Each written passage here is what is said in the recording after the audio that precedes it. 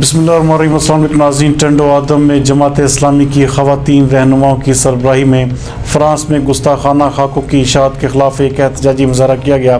ہمارے نمائندہ خصوصی سندھ جاوید ابراہیم منگی کے مطابق اس حوالے سے جماعت اسلامی حلقہ خواتین کی جانب سے ضلعی ناظمہ فرحت حیات، پرنسپل جامعۃ المحسنات میمونہ اور مقامی ناظمہ ناہید وحید کی قیادت میں محمدی چوک تا پریس کلب تک ایک ریلی نکالی گئی۔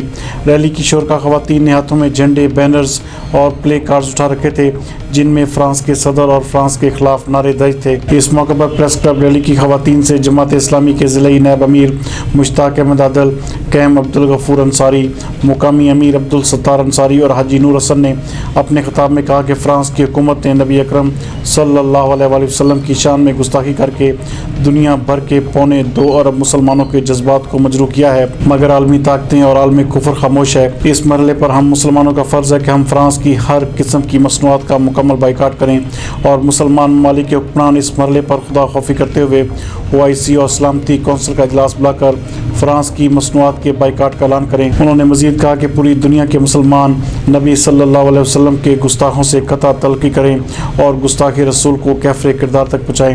اس موقع پر پولیس کی جانب سے انتہائی سخت حفاظتی انتظامات بھی کیے گئے تھے۔